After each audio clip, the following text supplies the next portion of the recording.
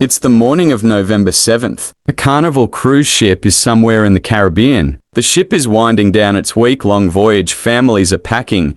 Kids are at the pool. Crew members are moving through their morning routines. 2 crew members are assigned to clean cabin 8 for 3. They knock. No answer. They let themselves in. What they find stops them cold. Tucked beneath one of the beds, wrapped inside a blanket, is the body of an 18-year-old girl. Someone had tried to hide her. Her name was Keaptainner, and less than 24 hours earlier, she had been alive. She had been on a family vacation. She had been in that very cabin with people she knew, people she was supposed to be safe with. The Carnival cruise ship that was supposed to be a week of sun and relaxation in the Caribbean had become the last place Keaptainner would ever be. Now, when something like this happens on a cruise ship in international waters, the FBI gets involved. And when the FBI boarded that ship, they brought something with them that would eventually tell investigators almost everything they needed to know. They pulled the surveillance footage, camera by camera, corridor by corridor, minute by minute. And what those cameras captured, a precise, time-stamped record of movement in and out of cabin 8343 on the night Anna died, built a case that a former state attorney described to me as some of the most compelling consciousness of guilt evidence he had ever seen. But here is what makes this case impossible to look away from, and I want you to hear this clearly before we go any further.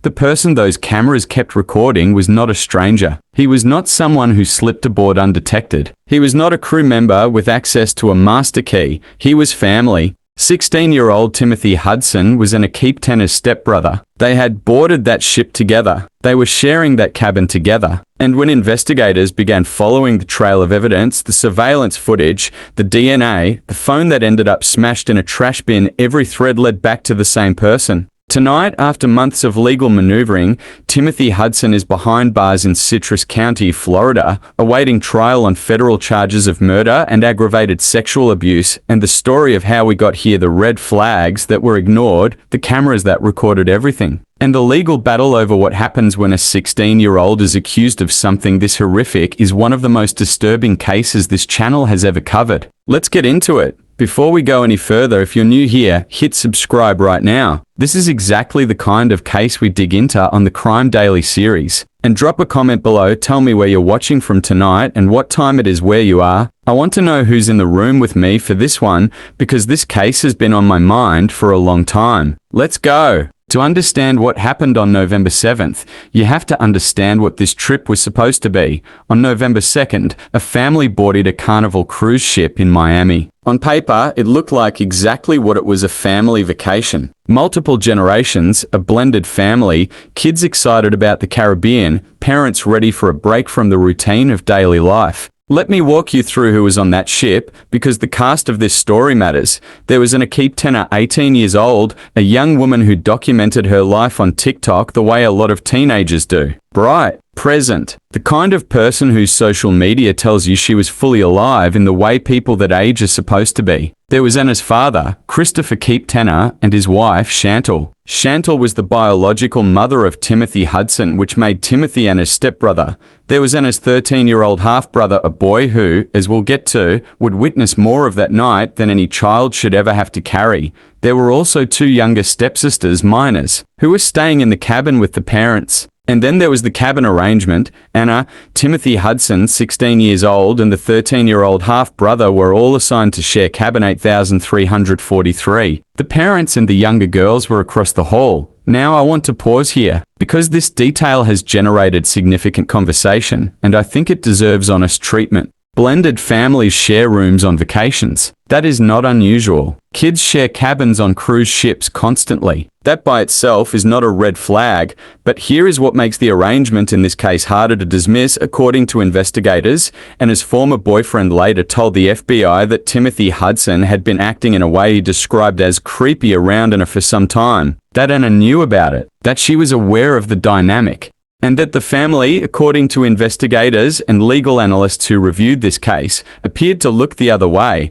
I'm going to come back to that in detail later in this video, because I think it is one of the most important and underreported dimensions of this entire case. But for now, I want you to hold on to that detail because it shapes everything that follows. The cruise sailed from Miami. The family visited Cozumel, Mexico, and made multiple stops across the Caribbean. By most accounts, for the first several days, the trip went largely as expected. People explored ports. The family spent time together. Nothing publicly visible had gone wrong. Then came November 7th, and everything changed. But before we get to the specifics of that night, there is one more thing I need to establish, because it becomes central to understanding what the FBI found when they boarded that ship. And a Keaptainner, like a lot of 18-year-olds, almost always had her phone with her. She used it to document her life. She posted. She stayed connected. That phone, investigators would later discover, did not disappear when Anna died. Someone took it. And the trail that phone left behind, its GPS data, the sheep's Wi-Fi routers it connected to, the surveillance footage of where it ended up would become one of the most damning pieces of evidence in this entire case. But that comes later. First, November 7th, and the 6 hours that investigators believe tell the whole story. Here is what I want you to understand about cruise ship surveillance systems before we walk through this timeline. Modern cruise ships are not dark or unmonitored. The corridors, the common areas, the stairwells, the elevators, all of it is covered by cameras that record continuously with timestamps. It is one of the more comprehensive surveillance environments you will encounter outside of a casino or an airport. Which means that what happened in the corridor outside cabin 8343 on the evening of November 7th was recorded in detail, not inside the cabin. There are no cameras in private staterooms, but every entry, every exit, every movement in that hallway was captured, time-stamped, preserved. And when the FBI pulled that footage, what they found was a timeline that investigators say tells a story all by itself. Let me walk you through it. 7:35 p.m. Timothy Hudson enters cabin 8343, 7:38 p.m. and a Keaptainner enters the stateroom. According to investigators, Anna had gone back to the cabin early because she wasn't feeling well. She had left the rest of the family, returned to the room she shared with Timothy and her half-brother, and gone inside. That is the last time a Keaptainner is seen alive on any camera aboard that ship, 7:51 p.m. The 13-year-old half-brother walks down the corridor toward cabin 8343. He wants to go to sleep. He reaches the door. He tries to open it. The door opens slightly and then an arm comes out and blocks it. Timothy Hudson is on the other side, and according to what that 13-year-old later told the FBI, Timothy yelled at him, "Wait, don't come inside." The boy later told investigators that he found the whole thing strange. He said all the lights inside the cabin were on. The bathroom door was open. The closet door was open. It didn't look like someone who needed privacy. It didn't make sense. But he was 13 years old. He stepped back. He waited in the hallway. Eventually, Timothy let him in. The boy went inside, didn't see anything alarming, and left again a short time later. He had no idea what had already happened inside that room, and here is where the surveillance footage becomes particularly important. Because according to documents laying out what investigators observed, this exit is different from every other time Timothy leaves that cabin on this footage. As he opens the door and steps into the hallway, he looks left, then he looks right. He checks the corridor in both directions, making sure no one is watching before he steps out. Investigators specifically note in their documents that this is the only time Timothy Hudson performs that action when exiting the cabin. Every other time he walks in or out, he doesn't check the hallway. This time he does. Over the next hour, the footage shows Timothy going in and out of the cabin multiple times, back and forth, in and out. Between 10:13 and 10:49, repeated movement. 10:53 p.m., a privacy sign goes up on the door of cabin 8343. Just after 11 o'clock p.m., Timothy goes back inside. 11:21 p.m., the 13-year-old returns to the cabin and goes inside. He is in there for about 2 minutes. He tells the FBI later that he did not see Anna. He leaves at 11:23. 11:40 p.m. and just after midnight, more movement. Timothy going in and out. 12:09 a.m. The 13-year-old tries to enter the cabin again. The door opens slightly. Again, an arm blocks it. Again, Timothy Hudson tells him to wait. This time, the boy eventually makes his way inside and goes to sleep. He sleeps in that stateroom for the rest of the night, and a Keaptainer's body is beneath the bed the entire time. I want to stop here for a moment. Not to move to the next detail, not to press forward with the timeline, just to let that land. He sleeps in that stateroom for the rest of the night, and a Keaptainer's body is beneath the bed the entire time. I want to stop here for a moment. Not to move to the next detail, not to press forward with the timeline, just to let that land. A 13-year-old boy went to sleep in a cabin where his half-sister's body had been hidden under the bed. He didn't know. He had no way of knowing. He had tried to get into the room earlier and been turned away. He had gone in once and not seen her. He had fallen asleep in the same small space where she lay. That child is a witness in this case. He will have to carry what he experienced on that ship for the rest of his life. And I think that fact deserves more than a passing mention before we move on. The cameras outside that cabin recorded hours of movement that night. They recorded the last time Anna walked into that room. They recorded the checking of the hallway. They recorded the privacy sign. They recorded a 13-year-old being turned away twice from a room where something had already gone terribly wrong.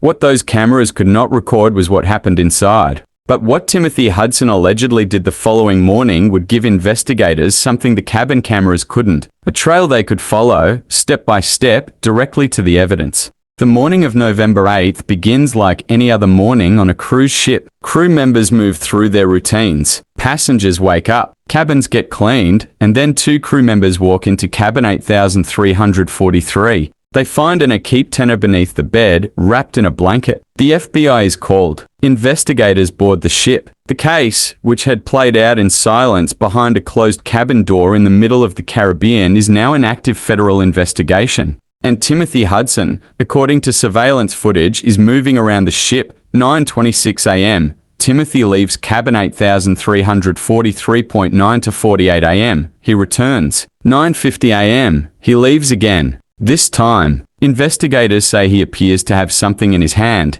The FBI follows him on the CCTV footage, camera by camera, as he moves through the ship's corridors. They watch where he goes. They watch what he does. 9:52 a.m., Timothy Hudson stops at a trash bin somewhere on the ship. His hands go into the bin. Later, when investigators located a Keaptainer's phone which had been missing since her death, they found it in the ship's lost and found. A crew member had discovered it in a trash bin. It was damaged. It had been smashed. But the FBI didn't just have the physical phone. They had something else. They had the phone's GPS data. And more specifically, they had a record of which Wi-Fi routers on the ship the phone had connected to as it moved through the vessel. When they traced that path, the route the phone had taken before it ended up in that trash bin, they found that it matched, almost exactly, the route that surveillance footage showed Timothy Hudson walking that morning. The phone had moved with him. According to investigators, Timothy Hudson allegedly took a Keaptainer's phone after she died, carried it across the ship, and dropped it into the same trash bin where it was later recovered, damaged and smashed.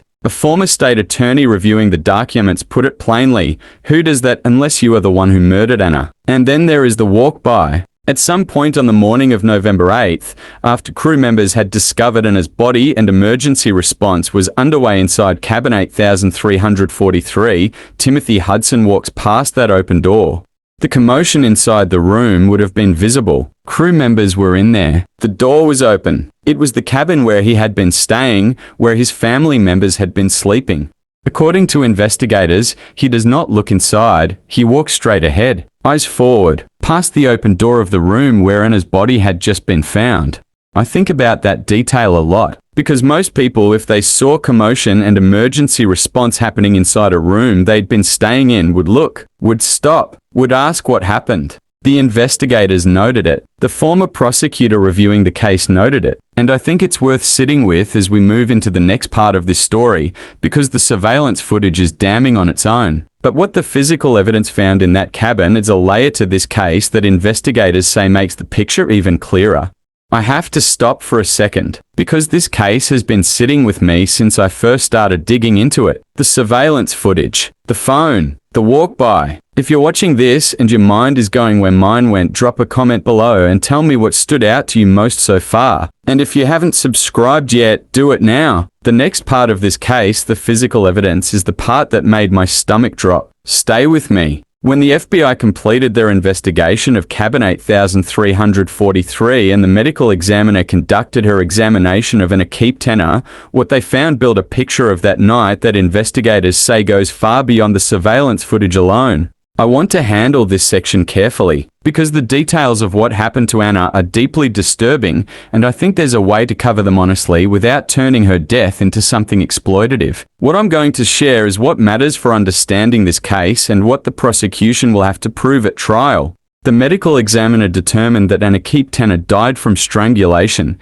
The force involved was not ambiguous. It was not subtle. According to documents, the strangulation was so severe, so sustained that Anna's eardrums ruptured. There was significant bruising around her neck and ears. The medical examiner's findings, according to investigators, are consistent with a prolonged, deliberate act of violence. This was not an accident. This was not a fall. This was not something that could be explained away, and the medical examiner also determined that Anna had been sexually assaulted. I'm going to be precise here rather than graphic, because the specifics that investigators described in the documents are consistent with a violent, non-consensual assault. The physical evidence, according to the medical examiner, is not consistent with any consensual encounter. Now, here is where this case introduces a complication that the defense will almost certainly try to use. DNA testing was conducted, and investigators confirmed a match to Timothy Hudson, but there was a second contributor.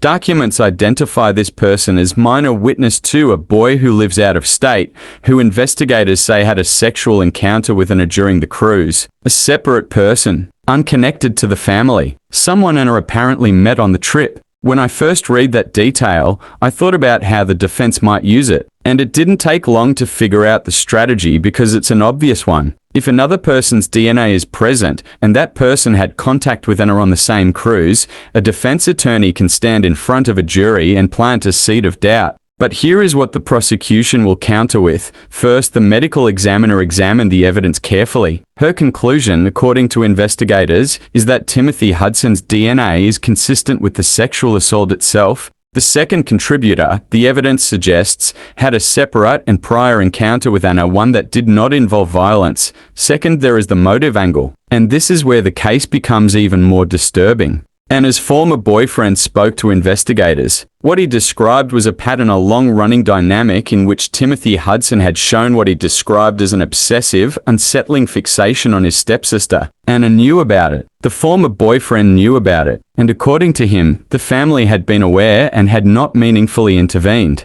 The prosecution's theory, as laid out by legal analysts reviewing the documents, is that Timothy Hudson discovered Anna had been with another person on the cruise, that what had been a long simmering obsession boiled over into rage when he found out, that what happened in cabin 8343 on the evening of November 7th was the horrific result of that rage. That theory, if the prosecution can establish it convincingly, does something important for their case. It doesn't just explain what happened, it explains why. And juries, when they can understand motive, are more likely to be able to follow the prosecution's narrative all the way to a verdict. The defense, meanwhile, will have to work with a set of facts that a former state attorney described bluntly as extremely difficult to explain away. The surveillance footage places Timothy as the last person with Anna alive. The DNA places him at the scene of the assault. The phone trail places him at the location where evidence was allegedly disposed of, and the physical evidence is inconsistent with any innocent explanation. The defense will argue consent on the sexual assault charge. They will attempt to introduce the second DNA contributor as an alternate suspect. They may point to the 13-year-old. To cruise staff with cabin access, but as one legal expert reviewing this case put it, when you're pointing at a 13-year-old child as an alternate suspect in a murder case, while simultaneously failing to account for why your client's DNA is present, why he allegedly moved the victim's phone to a trash bin, and why he blocked a child from entering a cabin twice in the same night, you are not making an argument. You are throwing things at a wall and hoping something sticks. The physical evidence in this case is not circumstantial around the edges. It is, according to investigators, central and direct. And it raises a question that the family failure angle of this case cannot avoid. If the signs were there before this cruise ever left Miami, why was Anna in that cabin at all? This is the part of the story I've been thinking about the longest, and I want to be honest about why. Because when a crime like this happens, the instinct is to focus entirely on the perpetrator, to examine the evidence, trace the timeline, and build toward a verdict, and all of that matters, but there is another question underneath this case that does not get answered by a criminal trial. A question about the people who were supposed to protect Anna Keaptainner, and whether they did. Let me lay out what we know. Anna's former boyfriend told the FBI that Timothy Hudson had been behaving in a way around Anna that he described as creepy, that Timothy had shown what appeared to be an obsessive interest in his stepsister, that Anna was aware of it, that it had been going on for some time, and that the family appeared to look the other way.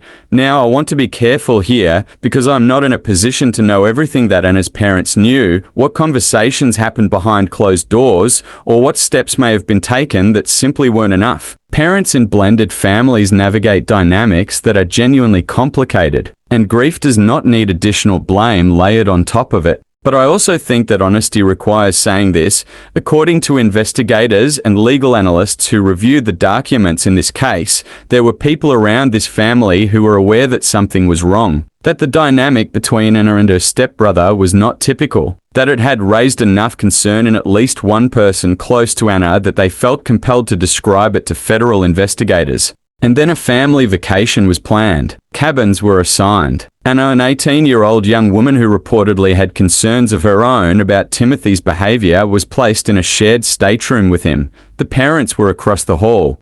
Anna Keaptainner, she was 18 years old. She posted on TikTok. She went on a family vacation because that is what families do. She walked into cabin 8343 on the evening of November 7th, and according to investigators, she never walked back out. She deserved to come home from that cruise. She deserved to have the adults around her take seriously the signs that something was wrong. She deserved to be safe. I also want to acknowledge the 13-year-old boy who slept in that cabin that night, who was turned away from the door twice, who is now a witness in a federal murder case, who is going to carry the weight of that night for the rest of his life. He deserved better too. This case is still moving. The trial is still ahead. New developments will come, and when they do, we will be here covering every one of them. If this video gave you something to think about, and I hope it did, hit that like button. It takes 1 second and it helps more people find this story. Subscribe so you're here when we cover the next update on this case, because there will be one. And in the comments, I want to know what part of this case you can't stop thinking about. The surveillance timeline, the family failure, the legal battle ahead? Tell me below. Anna Keaptainer's name deserves to be remembered, and her case deserves for people to keep paying attention. I'll see you in the next one.